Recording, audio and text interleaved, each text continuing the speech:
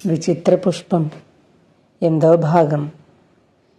భాగం చెప్పుకోబోయే ముందర 7వ భాగంలో ఏం జరిగిందో తెలుసుకుందాం. శతాబ్దిక పుష్పాలతో పడవలో బయలుదేరిన ఉత్తుంగుడికి అర్ధరాత్రి సమయంలో సముద్ర మధ్యంలో రాకాసి మృగం కనిపించింది. ఉత్తుంగుడు భూప్రదేశం కోసం వెతుకుతూ ఉండగా ఒక పెద్ద అల లేచి పడవను తీరానికి విసిరికొట్టింది. అతడు నిద్రలో ఉండగా కొందరు కోయ యువతులు వచ్చి శతాబ్దిక పుష్పాలను తీసుకుని తమ గూడానికి బయలుదేరారు. ఉత్తుంగుడు కూడా వాళ్ల వెంట గూడెం చేరాడు. ఆ తరువాత కథ. శృంగమాయి కొండల ప్రాంతం నుంచి ఇంత దూరం ఇక్కడికి ఒంటరిగా ఎలా వచ్చావు అంటూ కూర్చోవడానికి పరిచి ఉన్న చాపను చూపాడు దృఢకాయుడు. ఉత్తుంగుడు చాప మీద కూర్చుంటూ, నేను మాణిక్యపురి దక్షిణ సరిహద్దు నుంచి నిన్న సాయంకాలం పడవలో బయలుదేరాను. తెల్లవారుతూ ఉండగా ఒక పెద్ద అల లేచి నా పడవను తీరం మీదకి విసిరికొట్టడంతో గట్టు మీద పడ్డాను. అంతేగాని నేను ఇక్కడికి ఉద్దేశపూర్వకంగా రాలేదు అన్నాడు. అంతలో గుడిసె లోపలి గది నుంచి మధ్య వయస్కురాలు 2 వెడల్పాటి పాత్రల నిండా ఏదో పానీయం తెచ్చి వాళ్ల ముందు పెట్టి లోపలికి వెళ్ళింది. దృఢకాయుడు తానొక పాత్ర తీసుకుని ఉత్తుంగుడికి మరొక పాత్ర చూపుతూ, తీసుకో అన్నాడు. నేనిక్కడికి రాగానే ఆమె నాకు పానీయం ఇచ్చి నా ఆకలి తీర్చింది అంటూ పాత్రను అందుకున్నాడు ఉత్తుంగుడు. ఇక్కడికి ఎప్పుడు వచ్చావు అని అడిగాడు దృఢకాయుడు. నేను ఇక్కడికి రాలేదు, నన్ను ఇక్కడికి తీసుకువచ్చారు అన్నాడు ఉత్తుంగుడు. ఎవరు తీసుకువచ్చారు అని అడిగాడు దృఢకాయుడు. పాత్రలో ఉన్న పానీయాన్ని తాగి పాత్రను కింద పెడుతూ, గట్టు మీద పడవతో సహా ఎగిరిపడ్డ నేను అప్పటికే బాగా అలసిపోయాను. కొంతసేపు విశ్రాంతి తీసుకుందామని కళ్ళు మూశాను. మెలకువ వచ్చేసరికి చుట్టూ కొందరు యువతులు చేరారు. పడవలో నేను తెచ్చిన పూలను తీసుకుని నిలబడ్డారు.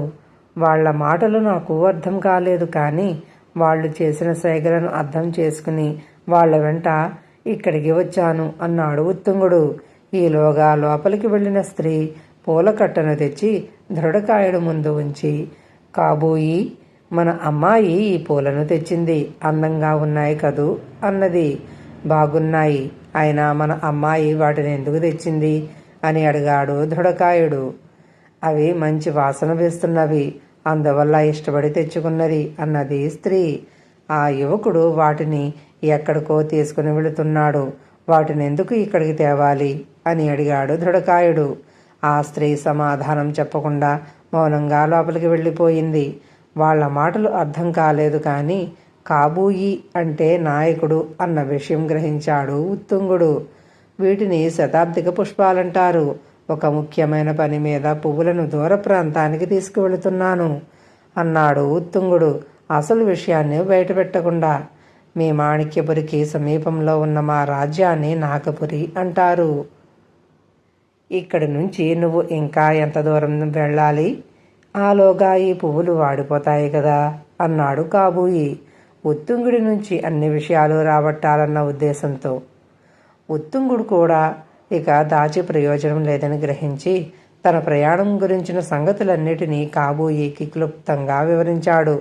అంతా విన్న కాబూయి, రాకాసి మృగాన్ని నడి సముద్రంలో ఎదుర్కోవడానికి సిద్ధపడిన నీ సాహసం మెచ్చదగినది. ఆపదలో ఉన్న మీ రాజ్య ప్రజలను కాపాడటానికి పూనుకున్న నువ్వు ఆదర్శ యువకుడివి. ఆ రాకాసి మృగం వల్ల మా నాగపురికి ఎటువంటి ఆపద రాదు. ఎందుకంటే మా రాజ్యం చుట్టూ ఎత్తైన పర్వతాలు కోటగోడల్లా ఉన్నాయి. అదే ప్రకృతి మాకు ప్రసాదించిన వరం. మా రాజ్యానికి శత్రువుల బెడద లేదు. మేము సుఖశాంతులతో జీవిస్తున్నాము అన్నాడు. నిజమే, అయితే మా మాణిక్యపురికి సుదీర్ఘమైన సముద్ర తీరం ఉన్నది. అందుకే రాకాసి మృగం మా రాజ్యంలో నానా బీభత్సం సృష్టిస్తున్నది. కాబట్టి దాని నివాసానికే ఈ పూలను చేర్చడం తప్ప మరొక మార్గం కనిపించడం లేదు అన్నాడు ఉత్తుంగుడు. మీ కొండలలో పూచిన శతాబ్దిక పుష్పాలను కోయడానికి చెట్లన్నిటినీ మొదలంట నరికి పడగొట్టినట్టు అవి మళ్ళీ పూయడానికి 100 సంవత్సరాలు పట్టవచ్చునని ఇప్పుడే కదా చెప్పావు. మరి రాకాసి మృగం ఆ పూల కోసం మాణిక్యపురికి వచ్చే అవకాశమే లేదు కదా అని అడిగాడు కాబూయి. మీరన్నది నిజమే. అయినా ఆ దుష్టమృగాన్ని మా రాజ్యం నుంచి వీలైనంత దూరం అవతలికి తీసుకువెళ్లాలన్న నిశ్చయంతో ఉన్నాను అన్నాడు ఉత్తుంగుడు. నీ ప్రయత్నం మంచిదే. అయినా ఆ రాకాసి మృగాన్ని మీ రాజ్యానికి రాకుండా చేయడానికి మరేదైనా మార్గం ఉన్నదేమో ఆలోచించడం మంచిదనుకుంటున్నాను అన్నాడు దృఢకాయుడు. ఈ విషయాలను మా రాజుగారికి చెప్పి ఆయన సలహా పొందడం అన్ని విధాలా మంచిదని భావిస్తున్నాను. భోజనం చేసి ఈరోజే నిన్ను మా రాజు మహేంద్రసింహుడి దగ్గరికి తీసుకువెళతాను అని ఉత్తుంగుడికి చెప్పి లోపలి తలుపు తట్టాడు కాబూయి. ఇంటి లోపల నుంచి ఆ స్త్రీ అక్కడికి వచ్చింది. కాబూయి ఏదో చెప్పాడు. ఆమె లోపలికి వెళ్ళి మరుక్షణమే ఆహార పదార్థాలు తెచ్చి ఉత్తుంగుడి ముందు ఉంచింది. ఆమె వెంట మరొక యువతి కూడా వచ్చింది. పాత్రలను ఉంచి ఆమె లోపలికి వెడుతూ ఉండగా కాబూయి ఆమెను చిత్ర అని పిలిచాడు. ఆమె ఆగి పిలిచారా అంటూ కాబూయి కేసి తిరిగింది. అవును, ఇలారా అని కాబూయి ఉత్తుంగుడి కేసి తిరిగి ఈమె మా కూతురు చిత్ర అని చెప్పి చిత్రకేసి తిరిగి మిగతా వాళ్ళెక్కడా అని అడిగాడు. ఆమె తలుపును చిన్నగా 2-3 సార్లు తట్టింది. లోపల నుంచి 5గురు యువతులు అక్కడికి వచ్చారు. కాబూయి ఉత్తుంగుడితో వీళ్ళందరూ చిత్ర స్నేహితురాళ్ళు అని చెప్పి వాళ్ళ కేసి తిరిగి ఈ పూలను పడవ నుంచి ఎందుకు తెచ్చారు అని అడిగాడు. పువ్వులు చాలా అందంగా ఉన్నాయి, మంచి వాసన వేస్తున్నాయి, అందుకే తీసుకువచ్చాము అన్నారు వాళ్ళు ఉత్తుంగుడికేసి తదేకంగా చూస్తూ. సరే, లోపలికి వెళ్ళండి అన్నాడు కాబూయి. అలాగే అంటూ ఆ యువతులు లోపలికి వెళ్ళారు. భోజనం చేసి కాబూయి ఉత్తుంగుడు రాజదర్శనానికి బయలుదేరారు. కాబూయి భార్య కూతురు వాళ్లను వాకిలి వరకు వచ్చి సాగనంపారు. గూడెం దాటగానే కాబూయి తన చేతిలోని పూలకట్టను ఉత్తుంగుడి చేతికి ఇచ్చి ఇది నీ దగ్గరే ఉంచు అని ముందు నడవసాగాడు. ఆ పూలను తీసుకుని ఉత్తుంగుడు కాబూయి వెంట మౌనంగా నడవసాగాడు. వాళ్ళు అలా చాలా దూరం వెళ్ళి ఎగుడు దిగుడుగా ఉన్న ఒక చిన్న కొండను దాటి మరికొంత దూరం నడిచి నాగపురి రాజధాని నగరాన్ని సమీపించారు. రాజధాని నగర వీధులలో నడుస్తూ ఉంటే పౌరులు కొందరు కాబూయిని గౌరవంగా పలకరించారు. ఎదురుగా వస్తున్న మరికొందరు పక్కకు తొలగి వాళ్లకు దారి ఇచ్చారు. ఆజానుబాహువైన కాబూయి గంభీర రూపం, ఆయన తల మీద ఉంచుకున్న చిన్న నాగ కిరీటం, విచిత్ర వేషధారణ, చేతిలోని పెద్ద బల్లెం ఎదురుపడే వాళ్లకు భయం కలిగిస్తున్నట్లు ఉత్తుంగుడు గ్రహించాడు. వాళ్ళు రాజప్రాసాదాన్ని సమీపించగానే కాపలా భటులు కాబూయికి నమస్కరించారు. ఒక భటుడు వాళ్లను రాజప్రాసాదం లోపలికి తీసుకుపోయాడు. ఇరువైపులా పెద్ద స్తంభాలతో మార్గం చాలా విశాలంగా ఉన్నది. వాళ్లను ఒకచోట ఆగమని భటుడు మాత్రం లోపలికి వెళ్ళి వాళ్ళు వచ్చిన సంగతి రాజుకు తెలియజేసి తిరిగి వచ్చి కాబూయిని ఉత్తుంగుణ్ణి వెంటబెట్టుకుని రాజు దగ్గరికి వెళ్ళాడు. రాజు ఉన్నతాసనం మీద కూర్చుని మంత్రులతో ఏదో చర్చిస్తున్నాడు. రాజును చూడగానే కాబూయి చేతులు జోడించి వంగి నమస్కరించాడు. కాబూయి, మీ కాభాతెగా ప్రజలందరూ ఏ కొరత లేకుండా క్షేమంగా ఉన్నారు కదా అని పరామర్శించాడు. రాజు మందహాసంతో తమ దయ వల్ల అందరూ క్షేమంగానే ఉన్నాము ప్రభు అన్నాడు కాబూయి. రాజు దృష్టి ఉత్తుంగుడి మీద పడింది. ఉత్తుంగుడు కాబూయిలాగానే చేతులు జోడించి వంగి రాజుకు నమస్కరించాడు. ఈ యువకుడు మాణిక్యపురి నుంచి వచ్చాడు, పేరు ఉత్తుంగుడు అన్నాడు కాబూయి. అలాగా, మీ రాజు ప్రతాపవర్మ క్షేమంగా ఉన్నాడా అని అడిగాడు రాజు. క్షేమమే ప్రభు అన్నాడు ఉత్తుంగుడు వినయంగా. పక్కనున్న ఆసనాలలో కూర్చోమని రాజు చేయి చూపగానే ఇద్దరు ఆ ఆసనాలపై కూర్చున్నారు. ఉత్తుంగుడు అనుకోకుండా మన రాజ్యానికి వచ్చాడు అంటూ కాబోయి ఉత్తుంగుడి చేతిలోని పూలకట్టను తీసి రాజు ముందుంచాడు.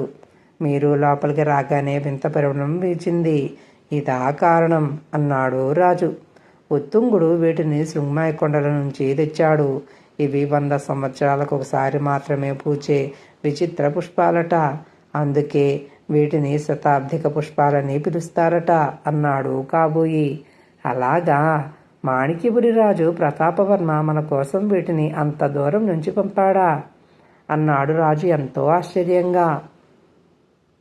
కాదు ప్రభు అంటూ కాబోయి శతాబ్దిక పుష్పాల వల్ల మాణిక్యపురికి వాటిల్లిన ఆపద గురించి, రాకాసి మృగాన్ని వెతుక్కుంటూ బయలుదేరిన ఉత్తుంగుడి ప్రయాణం గురించి క్లుప్తంగా వివరించి ఈ విషయాన్ని తమకు తెలియజేసి తమ సలహా పాటించడం మంచిదని ఉత్తుంగుడిని వెంటబెట్టుకుని వచ్చాను ప్రభు అన్నాడు కాబోయి. ప్రజల క్షేమం కోసం ఉత్తుంగుడు చేస్తున్న సాహసం ప్రశంసనీయమైనది. అయినా అతడు ఆ రాకాసి మృగాన్ని ఎదుర్కోవడానికి ఒంటరిగా వెళ్ళడం అంత క్షేమం కాదు. ఈ సాహస వీరుడికి తోడుగా మన వీరులు మరికొందరు వెళ్ళే ఏర్పాటు చేద్దాం అన్నాడు రాజు. అంతలో ఒక 15 ఏళ్ల అమ్మాయి, నాన్న, ఈ పువ్వులు ఎక్కడివి? ఇవి చాలా అందంగా ఉన్నాయి అంటూ అక్కడికి వచ్చింది. రాజు ఆమెను ఆప్యాయంగా దగ్గరికి తీసుకుని, వీటిని మాణిక్యపురి నుంచి నీ కోసం ఆ యువకుడు తెచ్చాడు అన్నాడు చిన్నగా నవ్వుతూ. నిజంగానా? నా కోసం తెచ్చావా అంటూ ఆ అమ్మాయి ఉత్తుంగుడికేసి ఆశ్చర్యంగా చూసింది. ఉత్తుంగుడు ఏం చెప్పడానికి తోచక చిన్నగా నవ్వాడు. రాజు అతనితో, ఈమె నా కుమార్తె మల్లిక, ఈమెకు పువ్వులంటే ప్రాణం అన్నాడు. అవును యువరాణి, ఈ పువ్వులను మీకోసమే తెచ్చాను అన్నాడు ఉత్తుంగుడు. వీటిని నేను తీసుకుంటాను నాన్న అన్నది మల్లిక తండ్రితో. అలాగే తల్లి, నువ్వు లోపలికి వెళ్ళు, నేను ఇప్పుడే వస్తాను అని రాజు చెప్పగానే మల్లిక పూలను తీసుకుని సంతోషంగా లోపలికి వెళ్ళిపోయింది. రాజు ఆ పుష్పాలకున్న శాపం గురించి కానీ రాకాసి మృగం గురించి కానీ యువరానికి తెలియకూడదు అని కొంతసేపు మౌనంగా ఆలోచించి, కాబోయి మీరు ఈ రాత్రికి ఇక్కడే విశ్రాంతి తీసుకోండి. రాకాసి మృగం గురించి ఏం చేయాలో రేపు నిర్ణయిద్దాం అని చెప్పి అక్కడి నుంచి లేచి రాజభవనం లోపలికి నడిచాడు. ఆయన వెళ్లేంతవరకు మంత్రులు కాబోయి ఉత్తుంగుడు లేచి నిలబడ్డారు. రాజు వెళ్ళాక ఒక మంత్రి కాబోయితో, మీరిద్దరూ నా వెంట రండి, మీకు బస ఏర్పాటు చేస్తాను అని వాళ్ళను తీసుకుపోయి వాళ్లకొక విశాలమైన గదిని చూపించి, ఇక్కడ మీ అవసరాలన్నిటినీ సేవకులు చూసుకుంటారు. రేపు ఉదయం రాజుగారి నుంచి పిలుపు వచ్చేంత వరకు మీరిక్కడే విశ్రాంతి తీసుకోవచ్చు అని చెప్పి వెళ్ళాడు. మంత్రి వెళ్ళిన కొంతసేపటికల్లా ఒక భటుడు అక్కడికి వచ్చి తన కోసం పువ్వులు తెచ్చిన యువకుణ్ణి వెంటబెట్టుకుని రమ్మని యువరాణి ఆజ్ఞాపించారు అన్నాడు. ఉత్తుంగుడు ఆశ్చర్యంగా కాబోయి కేసి చూశాడు. కాబోయి ఇలా అన్నాడు, నువ్వు వెళ్ళిరా, అయితే రాజుగారు చెప్పిన విషయం మాత్రం మర్చిపోవద్దు, జాగ్రత్త సుమా అని హెచ్చరించాడు. కథ ఇంకా ఉంది.